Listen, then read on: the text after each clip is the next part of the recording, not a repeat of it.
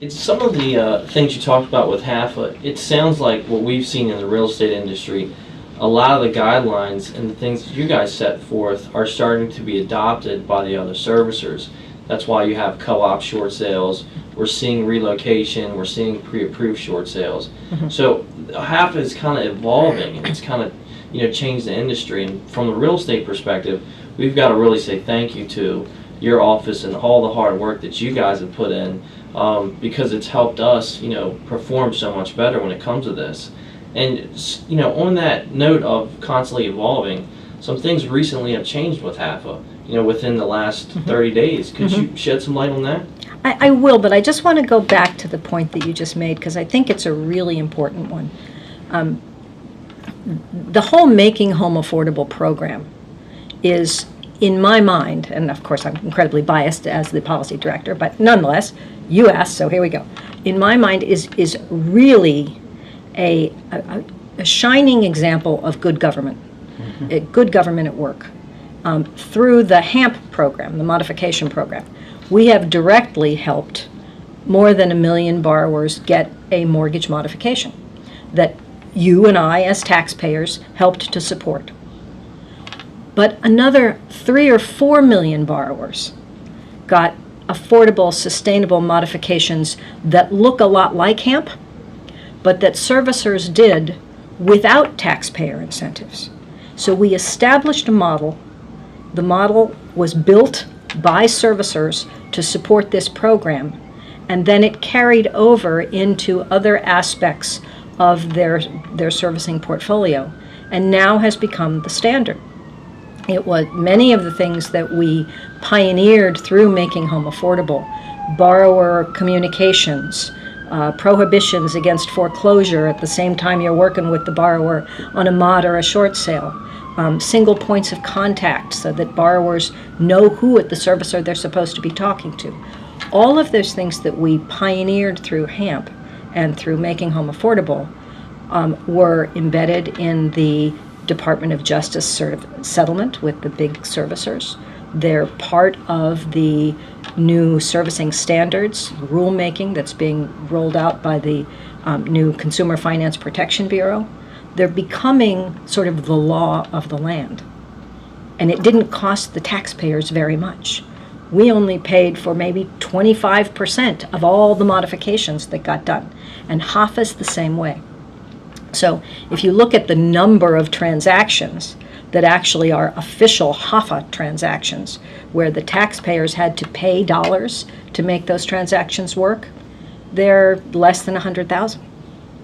But if you look at all of the short sales that have the HAFA components, the things that were so near and dear to my heart and important: release of liability, you don't charge the borrower upfront fees to participate, you give the borrower relocation assistance, all of those things, and caps on subordinate lien payouts, all those things that were important to us are being now adopted throughout the wider industry. And so I just think that that's really exciting.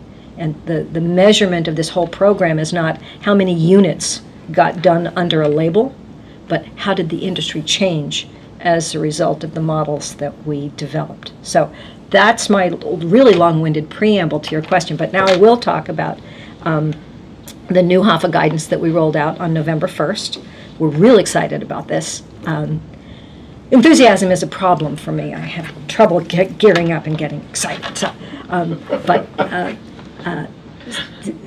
when we first rolled out HAFA in 2009, we were sort of in lockstep with Fannie Mae and Freddie Mac. And we all had exactly the same HAFA program. And as I mentioned earlier, it may have been a little over-engineered, but we were all doing exactly the same thing.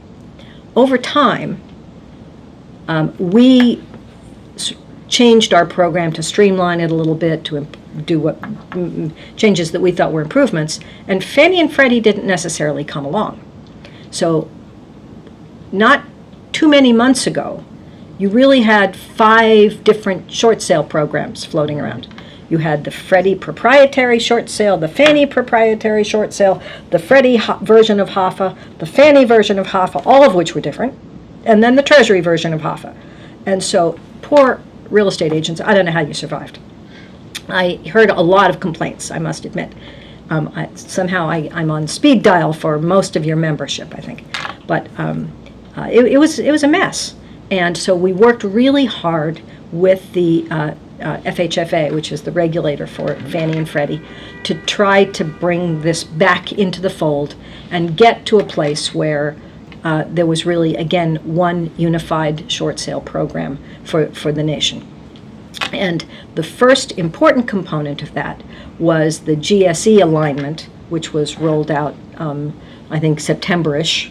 Both of the Fannie Mae and Freddie Mac came together and aligned their two short sale programs so that they operate the same way. We don't have 4 programs at the GSEs anymore now. We have 1, which was a really good thing.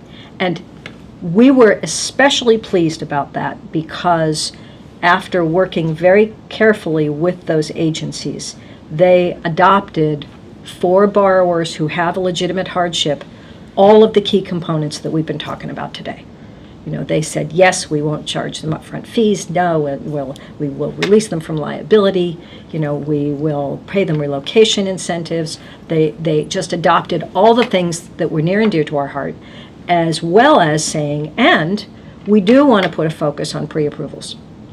So we're not going to have lots of paperwork around that, but we do want to encourage servicers to do pre-approvals. And at the end of the day, if the property doesn't sell, we're going to encourage borrowers to give us a deed in lieu so that they don't. So we end the agony for them. So we were thrilled that they adopted all of those points. And it was not easy for them. I mean, this was a huge concession. Freddie Mac in particular. I don't think Freddie Mac ever did a transaction where they didn't ask for a borrower contribution. It was a standard part of their operating. And from their perspective as the investor, if you can get the borrower to give you money, it reduces your loss. So yeah, I mean, I can understand that from their perspective. If you look at it sort of on a macro level, however, it's not, we didn't think it was a good policy. So we were very pleased that they adopted that stuff. And then they turned the tables on us and said, okay, we've met you in all the areas that you say are important to you, and now we need you to make this easier. Get rid of all the paperwork. Streamline this for us so that our servicers don't have as much paperwork to deal with. So that's what we did. So the November announcement has a couple key components. One is that we have dramatically reduced the paperwork required. And by example, if you wanted to do a pre-approved short sale, both the servicer and the borrower had to sign a fairly lengthy contract. It says here all the terms of the pre-approved short sale. And if the borrower didn't return the contract in a certain number of days, these bad things happened, and then the servicer couldn't move forward, and there were just lots of time frames and pieces of paper that had to go back. So we've eliminated that. We still have a document that describes the agreement, but it's unilateral. So the borrower and the servicer have a discussion, the servicer figures out what the value of the property is, and the servicer sends the borrower a document that says, okay, as long as you do these things, you're good to go, you've got your pre-approval. That document can be our form, which of course we think is wonderful. It can be the servicer's own proprietary form, it can be an email. Doesn't matter. Whatever gets the job done, as long as the key components are communicated somehow in writing to the borrower. So that's one of the things we did. There were a lot of other certifications that, because we're the federal government and because we are overseen by the Special Inspector General for TARP and OMB and GAO and everybody, the whole alphabet soup of oversight bodies, we have to have a lot of certifications by the participants. This is an arm's length transaction. There's no money under the table. I'm not lying to you. I haven't committed a financial felony in the past 10 years. All this stuff that only we need to do. Other people don't really need to do it. But we've moved all that now to closing. So you can sign those certifications at closing. The servicer's receipt of things in between doesn't hold up the decision-making process. So we've really streamlined the documentation tremendously. We also have increased the incentives for the investors to pay off subordinate lien holders. So previously we said for every $3 you pay to a subordinate lien holder, we'll give you $1. But we're never giving you more than $2,000. It was some incentive, but it wasn't a huge amount. Most of the burden of paying off subordinate lien holders was on the investor themselves.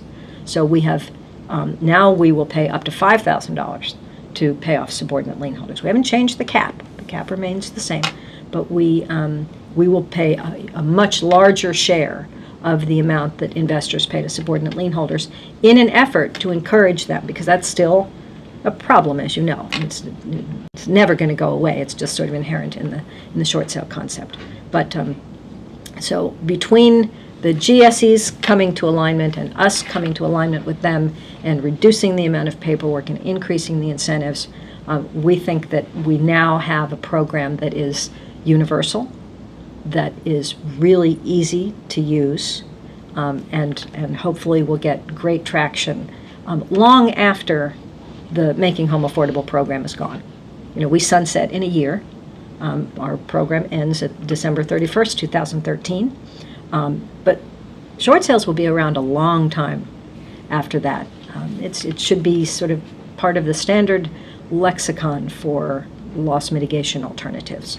And I'm very hopeful that these concepts that we've developed here, and especially with the November 1st announcement, will carry on for years and years and years to come until somebody invents the next new exciting thing.